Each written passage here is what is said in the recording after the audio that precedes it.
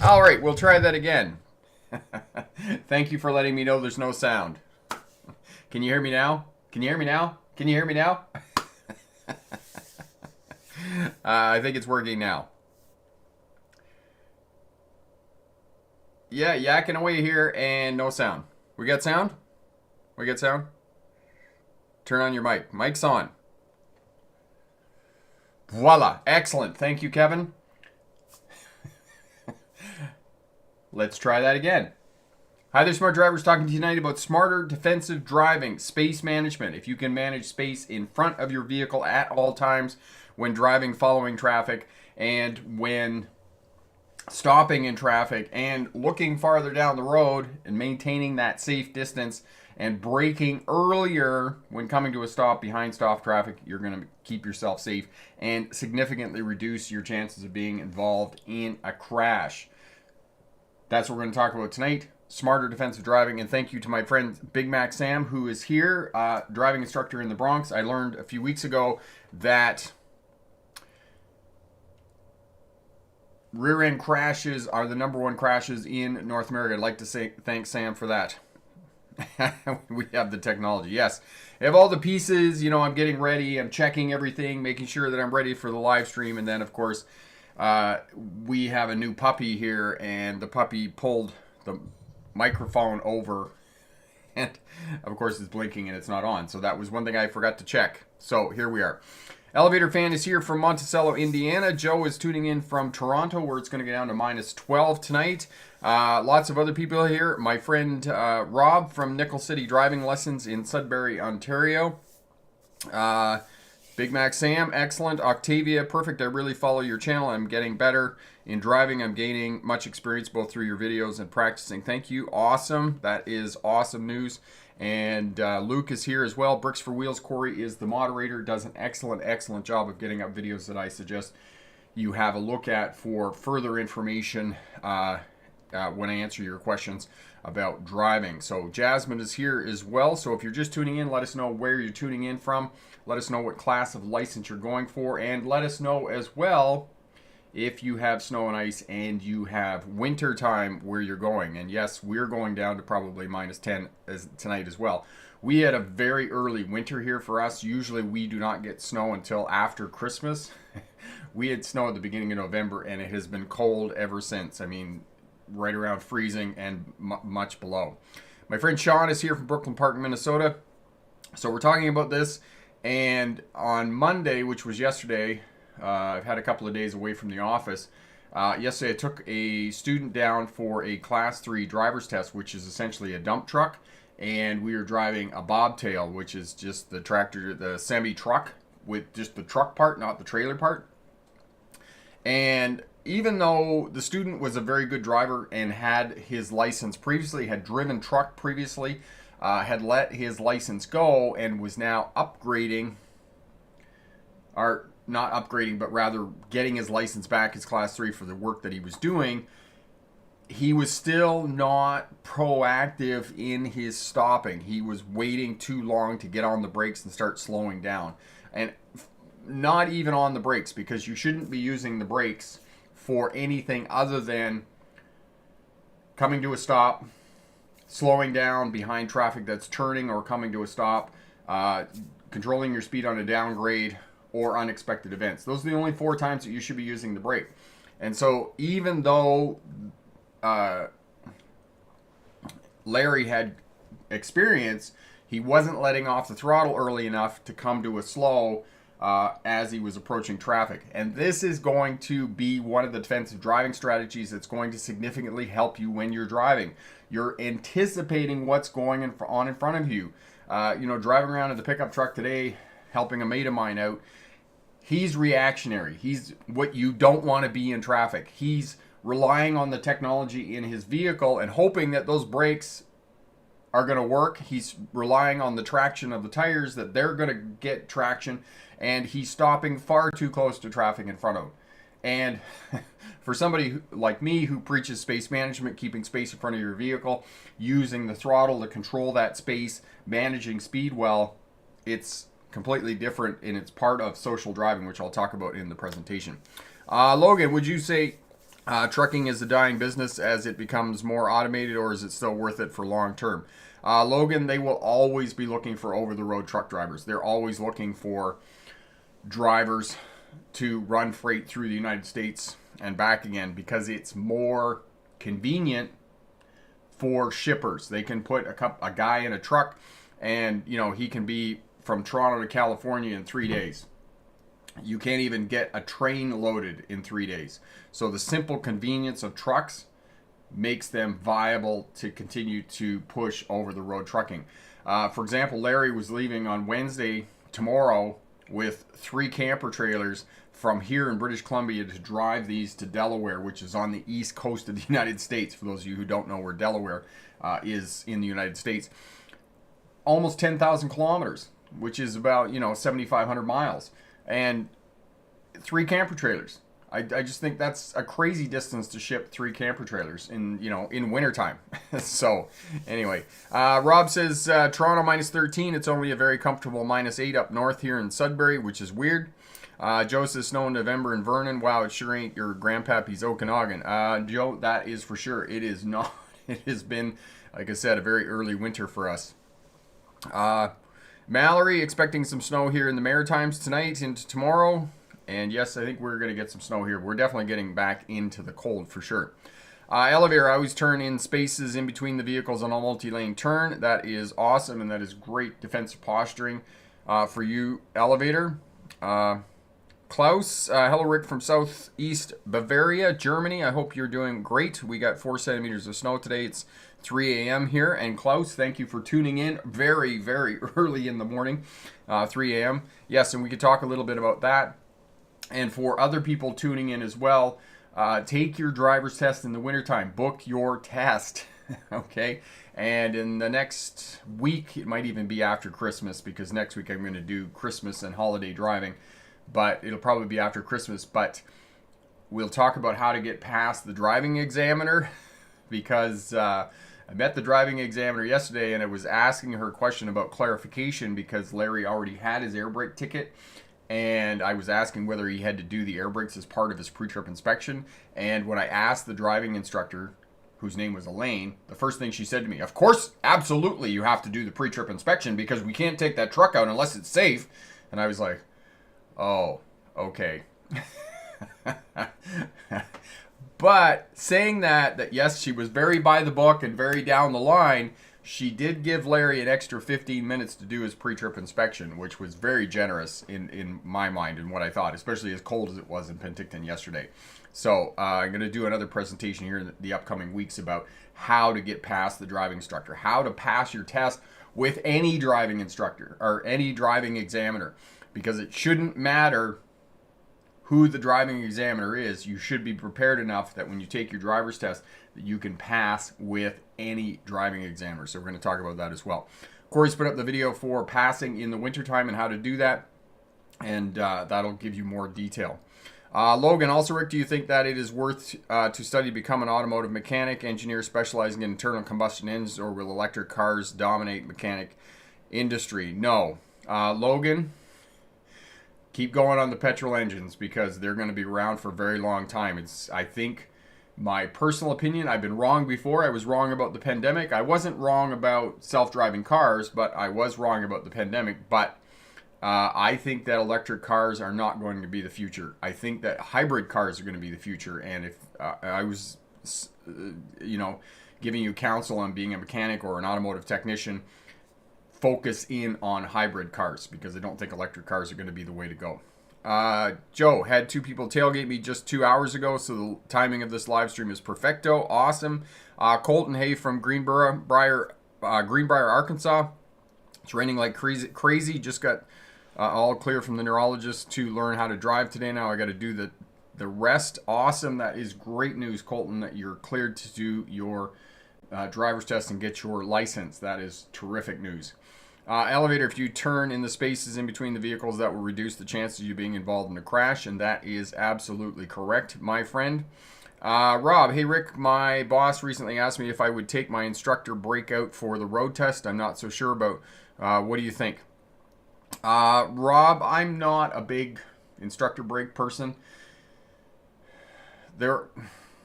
I can count on one hand the number of times I've ever used the instructor's brake.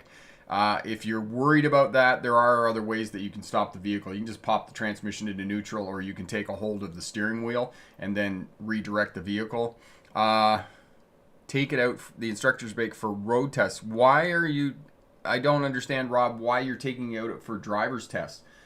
Is it something that they're requiring in Ontario now, that you don't have an instructor's brake for the driving test? Is this something that the MTO examiners are pushing?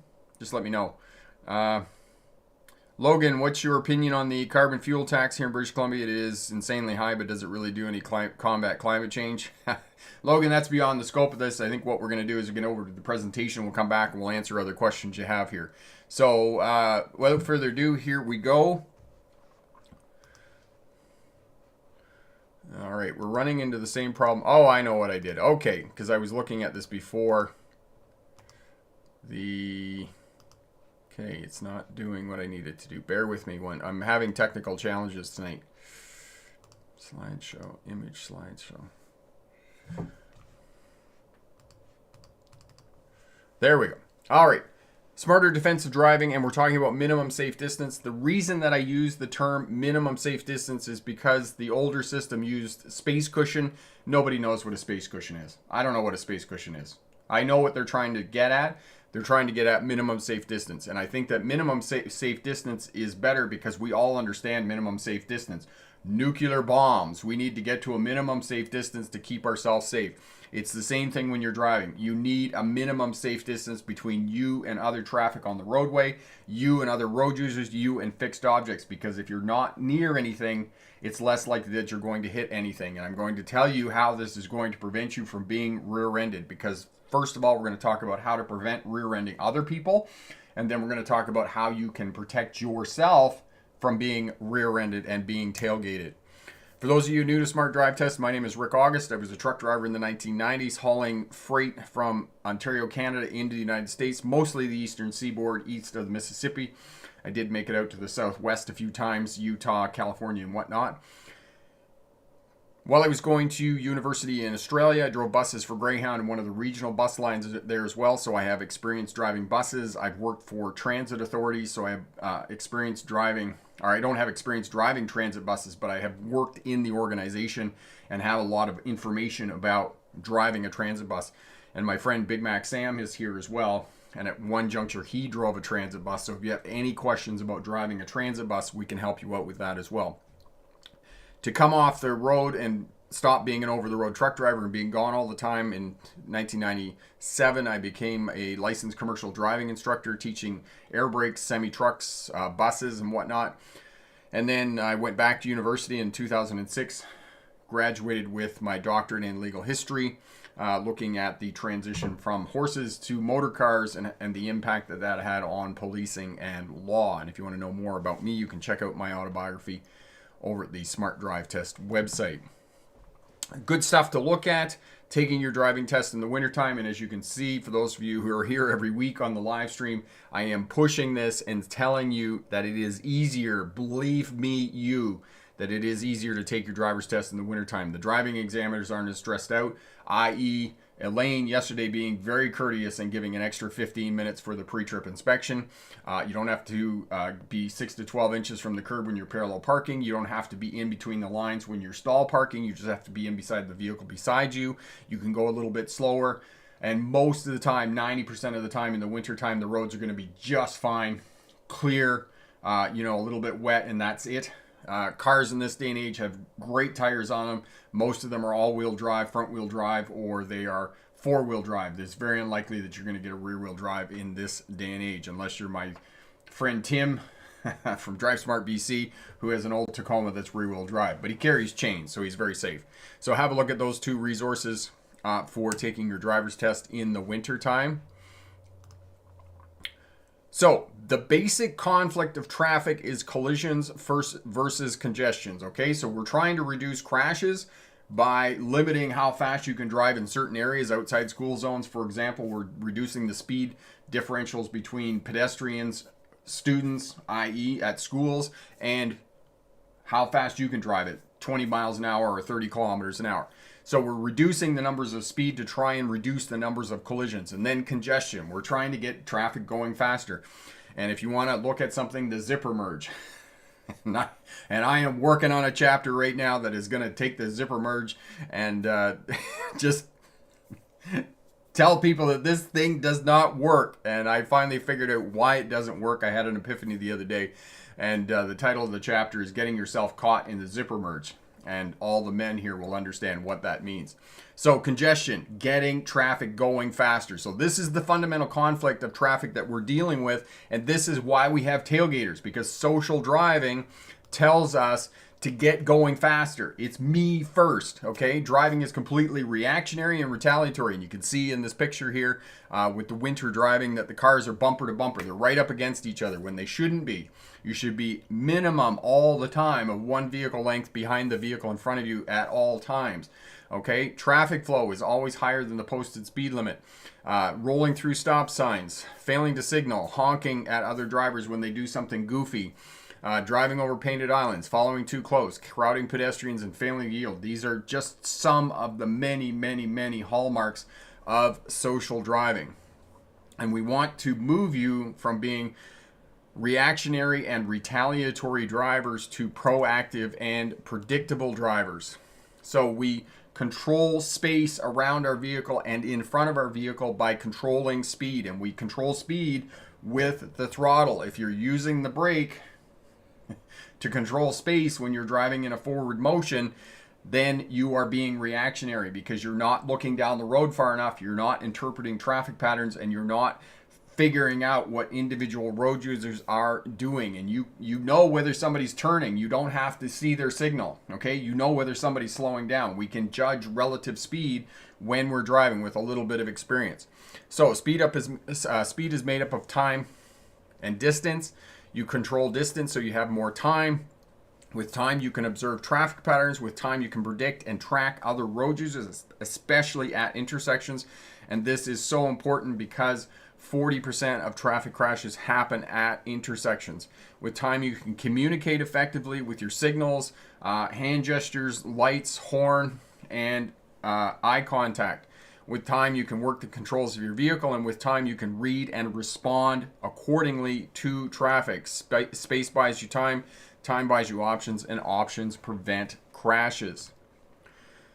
The smarter defensive driving model is made up of the tools of space management, speed management, communication, and observation. And the first thing that the smarter defensive driving model does is it defines the problem of driving, which is social driving. That is the problem that we all face and the challenges we face when we go out on the roadway every day. And we all, as Joe just said, he just had somebody tailgate him a couple of hours ago. So if you maintain that space in front of your vehicle, you can prevent the person who's tailgating you from actually rear-ending you, because you're not going to be forced to do something aggressive like jamming on the brakes and then turning the vehicle to avoid a vehicle in front of you, because you have that minimum safe distance in front of your vehicle. Following distance should be 3 to 4 seconds minimum, and you can do that passing a fixed object and counting and seeing how far you are behind the vehicle in front of you. But again, I come back to the only times that you use the brakes is slowing down to come to a stop, slowing down to turn, controlling your speed on a downgrade, and unexpected events. Now, this is an ideal, obviously, and if you can hit that ideal, awesome. Stop in traffic so you can see the tires of the vehicle in front making clear contact with the pavement. This is approximately one vehicle length between the front of your vehicle and the vehicle in front, and that is going to protect you and do several things for you. First of all, it's going to prevent being rear-ended, because if you're sitting at the intersection and you're one vehicle length behind the vehicle in front of you and you're looking in the rearview mirror, because you're not just sitting at the intersection going, ooh doo doo doo doo doo doo doo doo. Oh, look at that really hot person walking across the crosswalk there. That's not what you're doing at the intersection. You are actively engaged with a calm awareness. You are looking around. You are tracking pedestrians as they're crossing the intersection. You're looking in your center mirror and watching the traffic coming up behind you. If the person behind you is coming up way too fast, you can tap your brake to activate the brake lights, flash your brake lights, that'll get their attention. You can move forward and give them a bit more space to get stopped, or you can drive around the vehicle in front of you if it breaks down or you change your mind and want to go in a different direction. So these are all the benefits of staying back from the vehicle in front of you. Okay, minimum safe distance. You can always manage space in front. And people always say, oh, there's so many people cutting me off and this and that, and they're taking up the space. They're going faster than you anyway, so they're not, you can just reclaim your space. Okay, use accelerator to control space. And as I said, you're only using the brake for stopping, controlling speeds on a downhill, slowing to turn, and unexpected events. Those are the only times you're using the brake. Out on the highway, drive between the clusters. Stay out of the clusters when you're driving. That is the most important thing. I don't know what it is. I don't know what force it is on our planet that causes people to drive in clusters. They love driving together like a herd of elk going down the highway. There's so much space out there and they're all together. And you can even see in this picture right here, there's a whole cluster of them right here, all together. You want to be this vehicle back here, or this one up here where there's lots of space around you and you're not going to be near anything, and it's less likely that you're going to hit something.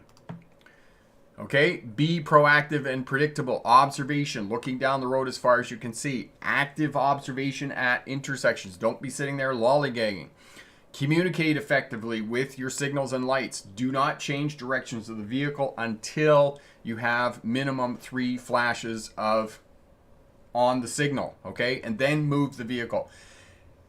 Signal the vehicle, signal to change directions of the vehicle every time you change directions in a parking lot. Doesn't matter where you are, just get in the habit and do it, okay? Shoulder check, shoulder check, shoulder check, okay? And read and respond to traffic. Do not be reactionary, because if you're reactionary, eventually it's going to catch up with you and you are going to have a crash. Read and respond, looking ahead at controlled intersections, turning lanes, looking for rubberneckers and situations out of the ordinary. And one of my favorites is police vehicles going down the road at the posted speed limit and nobody will pass the police officer. I love that one. No, everybody's just terrified that they're going to get a speeding ticket if they go 2 miles an hour over the posted speed limit. You know, and I always get up and I just go past them at 5 miles an hour above the posted speed limit because, you know, I'm brazen. What can I say? All right. So know that there's going to be different vehicles on the roadway at different times of the year. In California, as you can see here, you're going to get lane splitting. Motorcycles in the summer, you're going to get RVs and camper trailers, which will just annoy the living crap out of you because they go slower. They can't even do the posted speed limit, and I'm not really sure what that's about. Maybe they're trying to save fuel because of the cost of fuel, especially diesel fuel right now. And then in the winter time, you're going to have snowmobiles, okay? Seasons play a key predictable traffic, or key role. That's supposed to be role. Sorry, it says road. It's supposed to be roll. There's a typo there. Key role in predictable traffic patterns. If people ask me in the wintertime, how fast should I be going when there's snow on the road and those types of things, trust me, in the wintertime, you're just going to be going the flow of traffic because they're not going to be going any faster than, you know, as the biggest scaredy cat in the cluster. And trust me, in the winter, even in the wintertime, they're all going to be driving together in a cluster. Intersections. Figure out where intersections are, because as I said previously, this is where 40% of more than 40% of crashes happen is at intersections. You want to be mapping and tracking people at intersections. Calm awareness the whole time that you're driving. You're always monitoring and mapping where people are going. Okay, where are the intersections? Mapping and tracking road users as you're approaching the intersection and as you're sitting there. All right. So good luck on your driver's test, and remember, pick the best answer, not necessarily the right answer. So if you feel, oh, sorry, my bad, get back over here. There we go. Okay. If I didn't answer your question about tailgating, so let's just kind of go over those points and pull those out because I didn't really say them too well in the presentation. If somebody is tailgating, you want to increase your following distance in front because you're aware that there's somebody behind you tailgating. Now, if you're on a multi-lane road and you're in the left lane and they're tailgating you, move over to the right lane and let them pass. Okay? If you're not on a multi-lane road, then move. If there's some place to pull off the side of the road and let them pass, do that. If you can turn, if they're really bothering you and you can turn at an intersection and let them go by, that's another thing you can do. Okay? If you're just driving straight and there's no place to get off the road, just increase your following distance in front. Keep an eye on what they're doing, and then that way you don't have aggressive braking, and you're not going to make any aggressive moves on your steering wheel or change directions of the vehicle, and that's going to deal with the person behind you. Most of the time, people are tailgating you because they want to go faster than you. They want to get around you. So simply just keep that distance, keep the posted speed limit, and they will eventually go around you, okay? They're not going to be there for very long because they want to go faster. Anon, elevator if flashing doesn't work, just take foot off gas and see how slow you get before he passes you. Yes, you can do that. The only problem with that, Anon, is that you may instigate road rage if you slow right down with somebody who's tailgating you. Oftentimes people are tailgating you not because they want to go past, but because you're going too slow. They're telling you that they're going too slow. This is part of social driving. This is part of being retaliatory and reactionary. People are being retaliatory when they're tailgating you and telling you that you're going too slow. So if you are going too slow, try to do at least the posted speed limit, because I only get upset when people are driving less than the posted speed limit. This is my pet peeve in driving. I'll be completely honest with you right now. People who can't even drive the posted speed limit drive me nuts.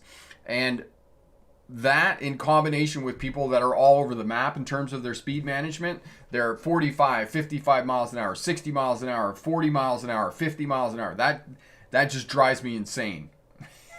It's like, please learn how to use cruise control, because that just makes me nuts.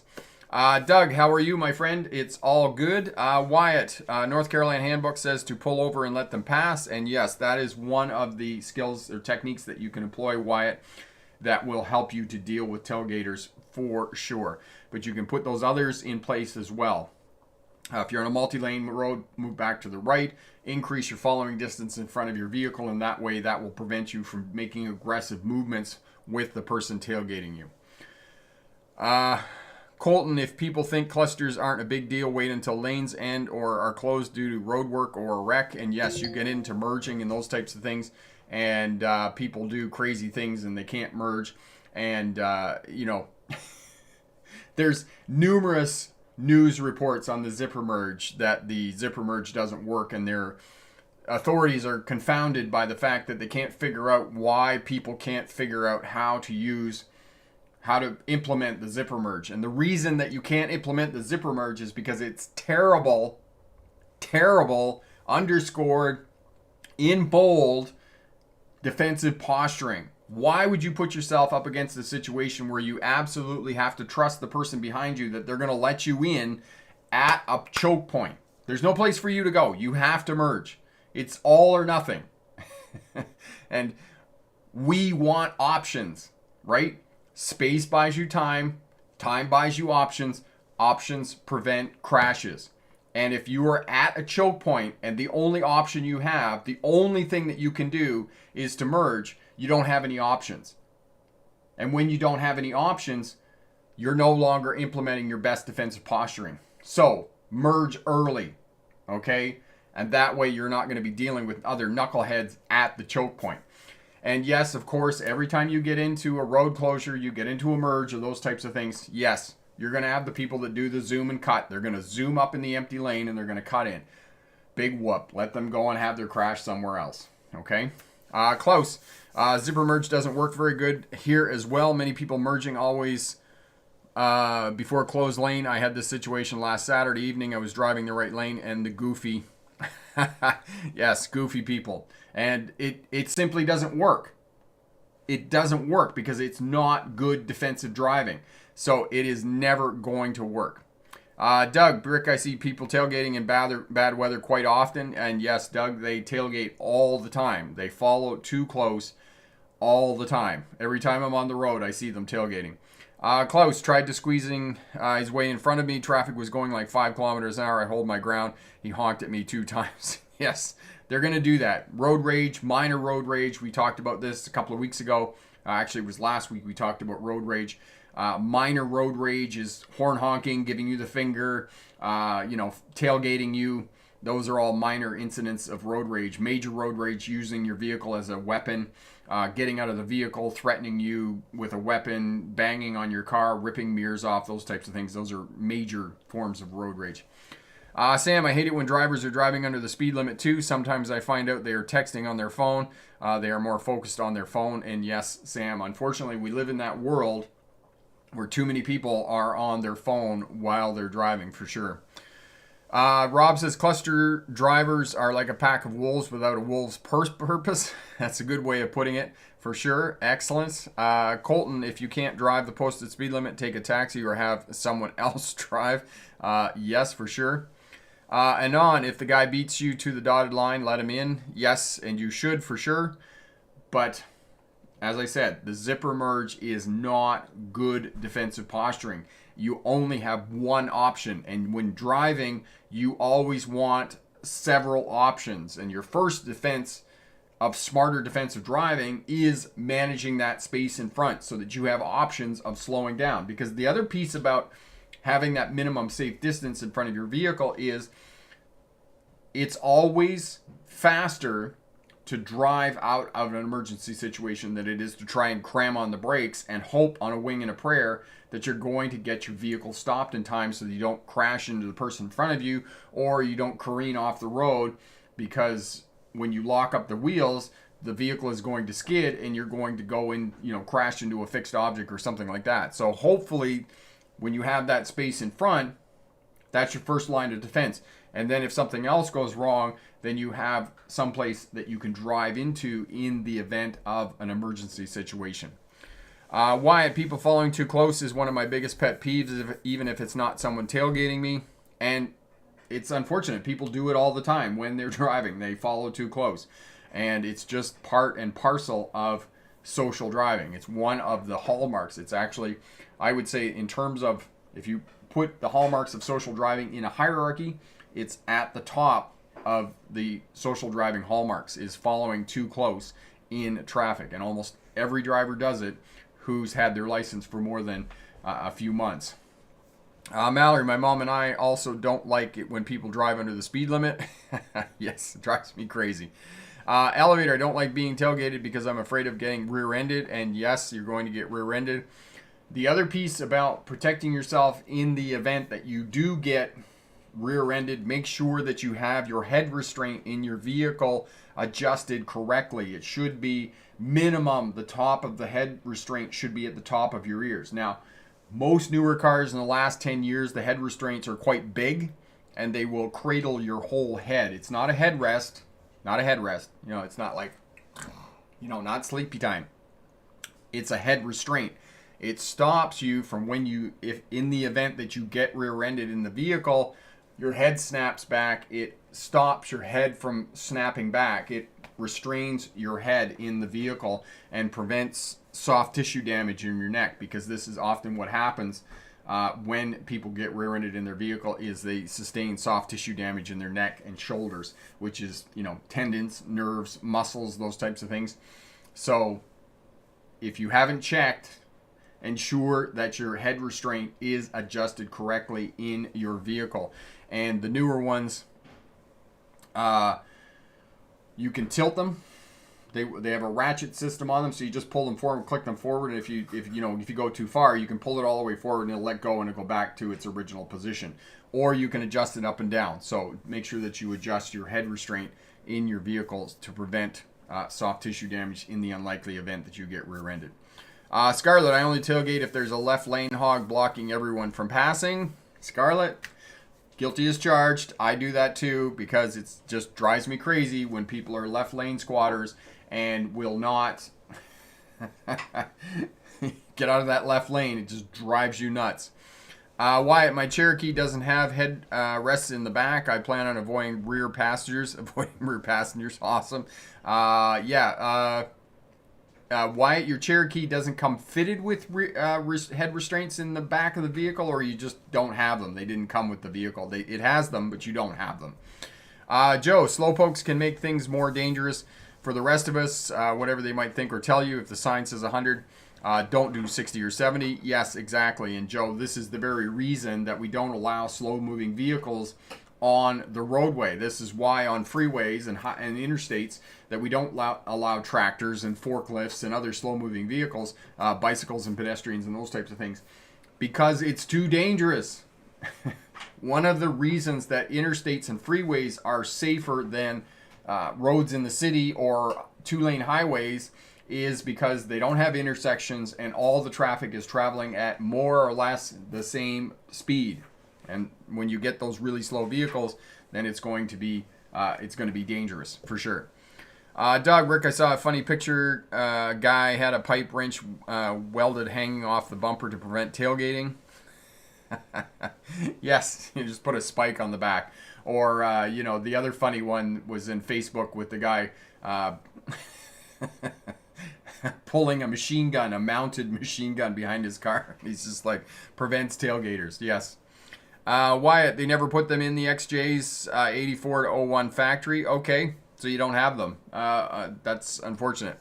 Klaus, he was driving an old 1987 red Audi. He yells in his car for no reason. They moved over into the lane behind. I got this guy on my front and rear dash cam. Yes, and that happens when you get tailgaters for sure. All right.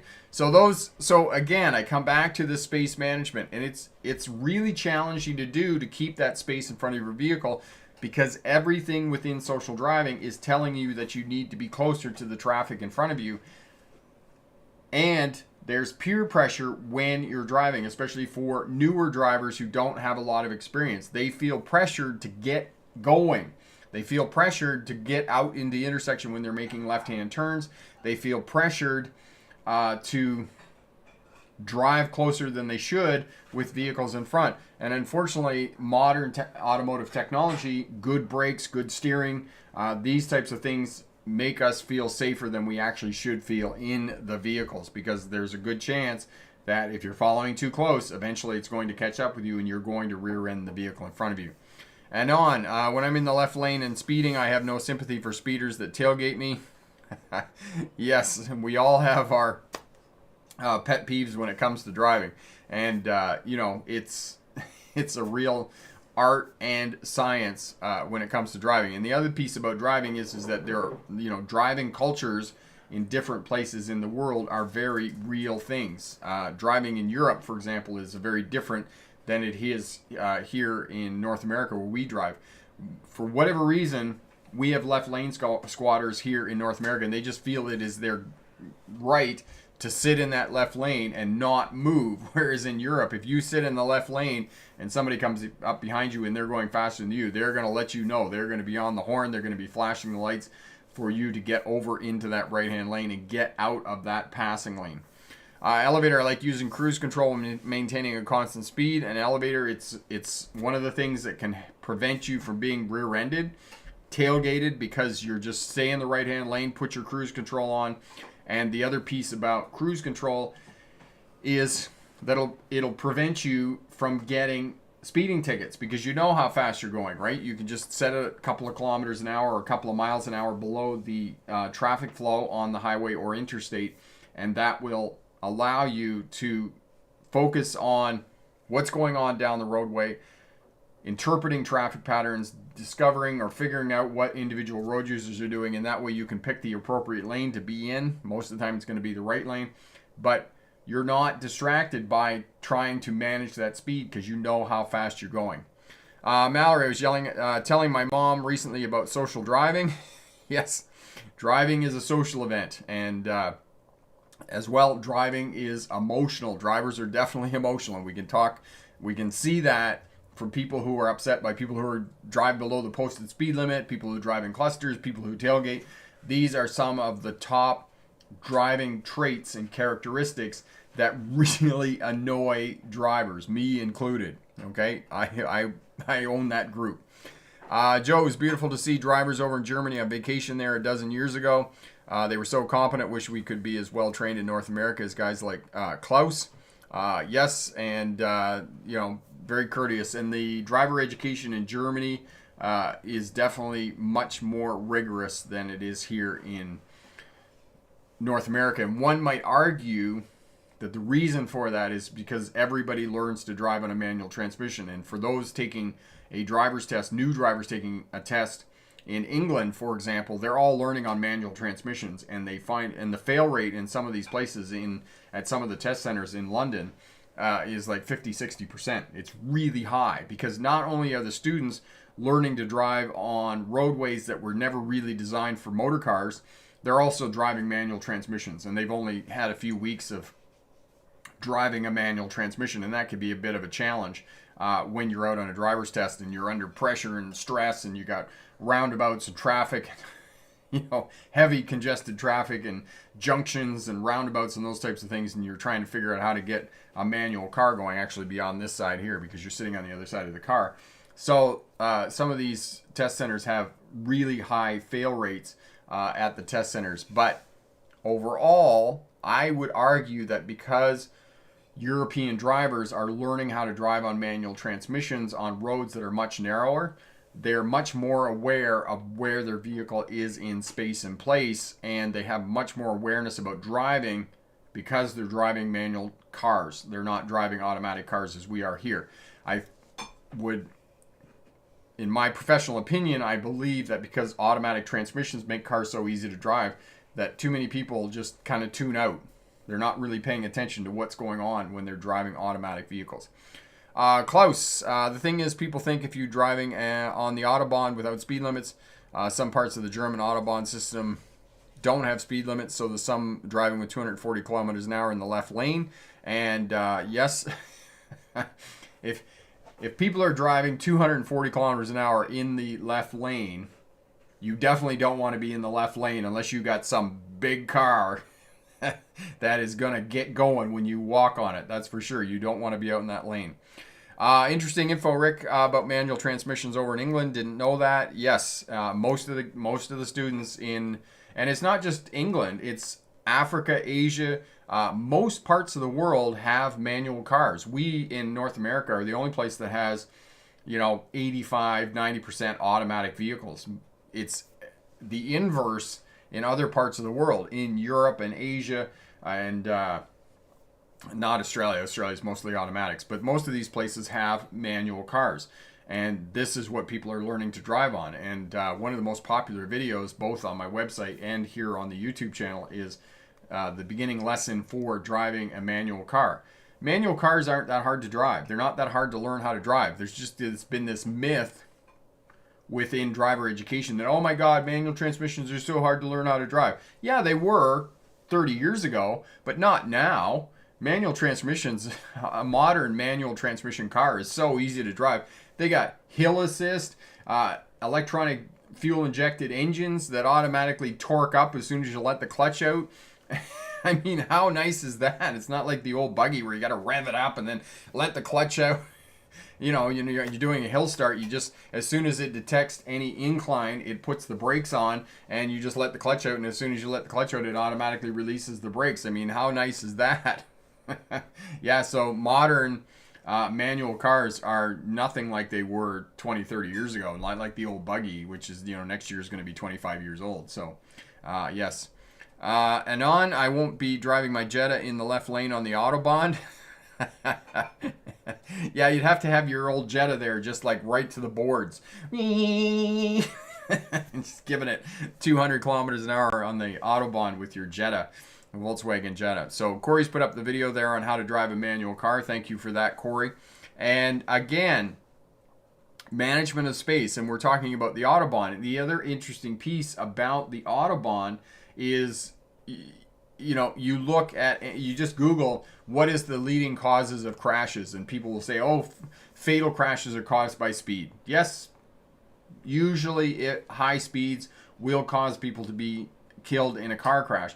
But the thing is that people, speeding is not the cause of crashes. If that was true, we would have more crashes on highways. We don't have more crashes on highways. We have more crashes in cities.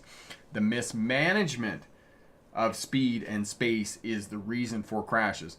Lots of people speed, lots of people drive above the posted speed limit and never have a traffic crash because they maintain space around their vehicle. And if you can do that, then you're going to stay safe. If you're mismanaging speed and you're in those goofy clusters out on the highway and you're driving far too close to the vehicle in front of you, and in combination with that you're speeding, that's a recipe for being in a crash.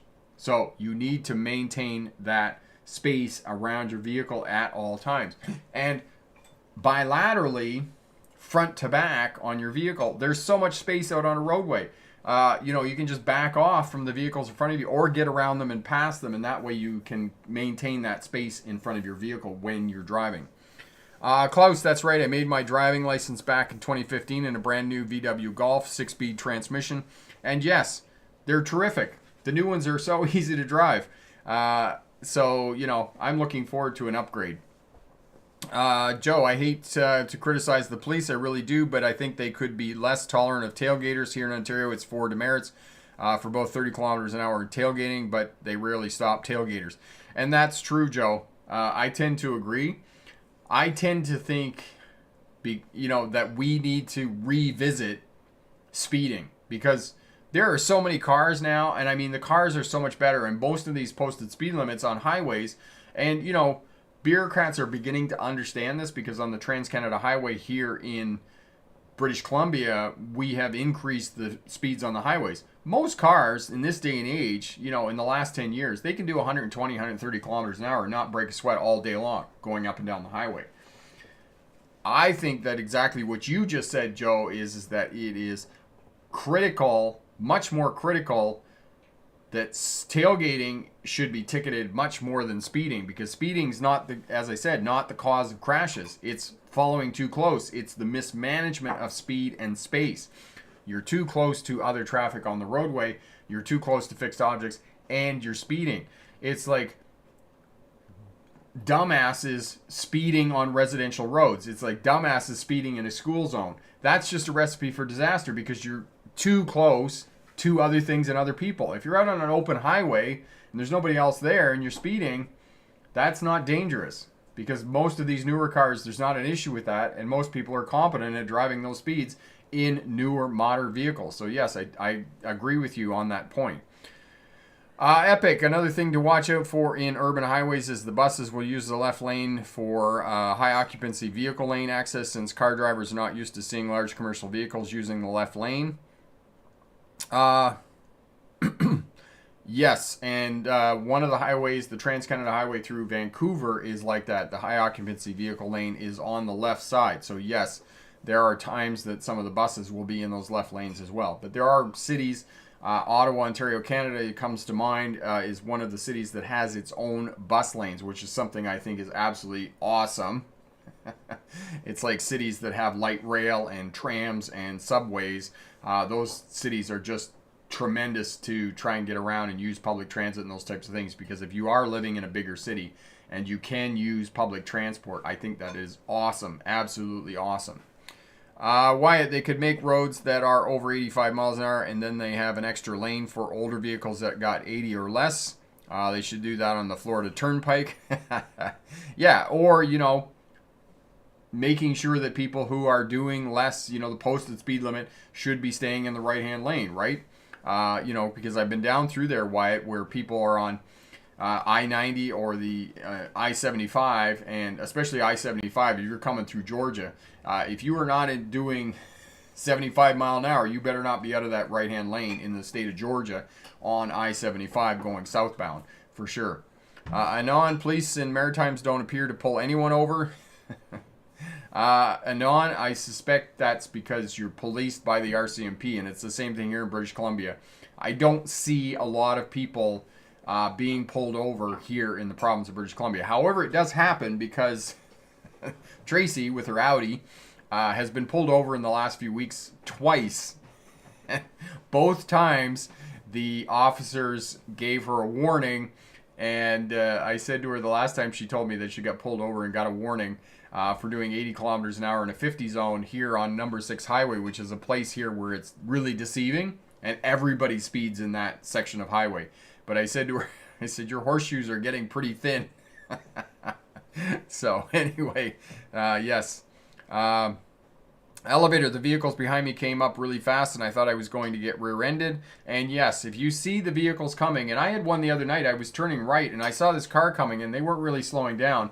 I was tapping the brake light or the brake pedal to flash the brake lights behind me to say, hey, you know, you're coming too fast.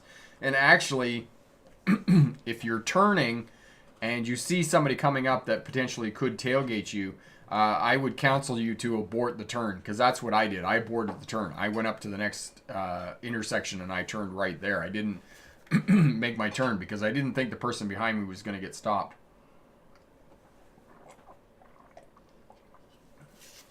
Klaus, the Autobahns are not a public raceway, but some people think I can driving fast as possible in a German city like Rostock, Mecklenburg. Have bus lanes, and that is awesome when cities have bus lanes. But the Autobahn, I would tend to agree, because if I was driving a nice car on the Autobahn, if I had me a nice Audi, you know, S4, yeah, I'd be giving her, I'd be out in that lane. Joe, ticket more tailgaters, fewer speeders, agree 1,000,000%. Give me a competent speeder instead of a tailgater every day of the week. Attempted to send a note to the transportation minister on this, and yes. And Joe, the other piece that I think is going to happen with this is that this bilateral control is going to be part of the technology in vehicles. I mean, they already have it in big trucks for trucking companies, that there is sensors and other technology in the vehicle that forces the driver, not forces, it does maintain it automatically, that 4 to 6 second following distance, that they can't get any closer to the traffic in front of them. And I believe, my personal opinion is that that is excellent to prevent these drivers tailgating other traffic on the roadway. It's going to keep them very safe in terms of preventing crashes, for sure. Noah, hey Rick, fellow historian here. My city driving has really improved according to my instructor, but I'm absolutely terrified of the highway. How should I teach myself to drive on the highway? Noah, driving on the highway, go out when in the off hours of traffic, so that there isn't a lot of traffic on the roadway. I don't know how your night driving is or how comfortable you are with night driving, but go out earlier in the morning or sometime when there's light and then you can drive, and there isn't as much traffic out. The other piece is to maybe hire a driving instructor if that's going to make you feel more comfortable to go out on the roadways. The other piece is you could go with a mentor, somebody that you trust who has their license and has a great deal of experience driving, and they can give you some tips and feedback about driving on the highways. The other piece is when you get out on the highways, obviously you're driving at higher speeds, so you want to be looking farther down the road and predicting traffic patterns, interpreting traffic patterns, figuring out what other people are doing and those types of things. Drive around the posted speed limit, stay in the right-hand lane, figure out how to use cruise, figure out how to cancel the cruise, because you just want to hover your finger over the cancel button if a situation presents itself that you're going to have to slow down on the roadways or whatnot. So those are some tips that you can use for highway driving. And Corey will put up the video for you on 5 defensive driving tips for highways, and that'll help you out as well out on the roadway. Sam, if you get rear-ended by a little old lady, treat her nice. Treat her right. You don't want to give her a heart attack. Yes, and have a look at Big Mac Sam's video that he got rear-ended by a very nice little old lady. It happens, and hopefully it doesn't happen to you when you are out on the roadways. Corey, I think a focus on tailgating would be far more useful as opposed to, say, hiding behind a bush hoping to catch people speeding on a rural highway straight away, usually next to no one. And yes, I tend to agree with that for sure. 2019, any tips for driving in snow with an all-wheel drive vehicle? Retired, yes, all-wheel drive vehicles, depending on what kind of all-wheel drive vehicle you have, because not all-wheel drive vehicles are the same.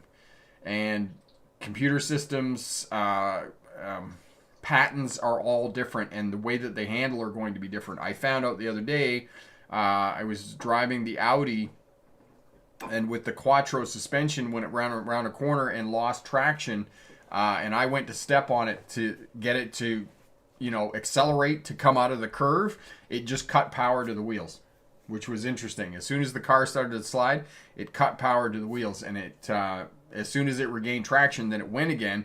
But know that some vehicles, all-wheel drive vehicles, are simply going to cut power to the wheels, as the Audi did. And I've had vehicles before that have done that. If they have traction control, that's what they'll do. They'll cut power to the wheels until it regains traction. Other all-wheel drive vehicles will continue to churn the tires as long as you're on the throttle. And if you're going around a corner and it's losing grip, it's oversteering. So oversteering means that the back end's coming around. Okay? The back end's coming around. You want to climb into the throttle. Not a lot. Like, I'm not saying like hammer down on the throttle, but you want to put power to the wheels to try and get it to pull itself out of the corner. Now, of course, it depends on how fast you're going. If you lost it in the beginning and you were going way too fast, there's probably nothing you can do to recuperate. But again, when I was driving the Audi the other day, I wasn't going that fast and it just started to oversteer, and I just stepped into the throttle and started to get it going. Now, the other piece is that it doesn't matter if it's an all-wheel drive vehicle, a front-wheel drive, whatever vehicle it is, you want to slow down for the curves and corners, okay? Because that's when you're going to lose control of the vehicle in snow and ice. You want to try and keep it in a straight line, and when you're going through curves, corners, and turns, you want to slow down enough that you can put power to the wheels to keep the wheels spinning and keep them going. Because if you can keep the wheels spinning and turning, that's when you're going to maintain traction on snow and ice in the winter time. All right? The other piece, 2019, is if you do have an all-wheel drive vehicle and you're not really sure how it responds in ice and snow, if you get a little bit of ice and snow, then go down to a parking lot and just mess around with it a little bit. Get up a little bit of speed, hit the brakes, try and go around corners, step on the throttle, see what it does, back up, flip it around, flip the steering around, and those types of things. Try and get it to oversteer and try and get it to understeer, and that will really help you out as well in terms of winter driving. Jacob, hey, I got my license 1 year ago. My question, I stopped driving right after I got my license a month later due to complicated pregnancy. Now I'm willing to back. Should I start from zero? Jacob, no, you shouldn't start from zero for sure. You've got your license. I would suggest you just go out to a parking lot. You don't necessarily have to get pylons, but you could get some pylons and just, do some forward maneuvers, do some backing up and those types of things. Once spend an hour or so in the parking lot, once you get really comfortable with the vehicle again, then you're ready to go again. Go out and drive in some residential areas, low density traffic, and, maybe try a parallel park, backing into a parking spot, those types of things. And, when you're comfortable, maybe work with a mentor, somebody who's got some experience driving, and just get them to drive around with you a little bit, and that'll all help you out to get back on the road. But no, you don't have to start from zero again, for sure, because you've already got some skill and you already know some of the things you need to do, and you could just do a little bit of the training on your own. Lawrence, what can you say about the Diamond Network where there are no left turns? Lawrence, where do you live? I haven't been informed of the Diamond Network, but I'm thinking that you're talking about making right-hand turns all the time. Let me know, and I'll maybe send me an email, rick@smartdrivetest.com, and I can give you some more feedback on that. Joe, absolutely super live stream tonight, Rick. Tons and tons of great safety info. Have a fabulous week, and thank you, my friend. All the best. Klaus, April 2021, I got nearly sideswiped by an idiot who was driving like 160 in a 100 zone. He doesn't stay in the lane. Luckily, I was on the right side of the lane. Right lane, almost on the standing line. Yeah, we're glad to hear that you're okay, for sure. Klaus, awesome. Epic, find them helpful, and in some places in the world like Germany, UK, and Australia, there's no speed tolerance when going over the speed Autobahn and the motor. Yes, and there are some places in the world that have speed cameras that do not allow you to go over the posted speed limit. And yes, Australia is one of those places that there is zero tolerance for going over the posted speed limit. Yes. Mallory, these are some great winter driving. Great live stream. Thank you, my friend. Yes, just seeing if I got everybody here. Awesome. Thank you, Klaus. Okay, good night, everyone, and we'll wrap up there for tonight. Thank you so much for all your questions. Leave a comment down in the comment section there if you have any questions or you're watching on the replay. Check out Pass Your Driver's Test First Time Course Package over at the Smart Drive Test website. And if you passed your license in the last couple of weeks, congratulations on passing your license. And if you have a road test coming up in the next week or so, good luck on that. And remember, pick the best answer, not necessarily the right answer. Have a great night. Bye now.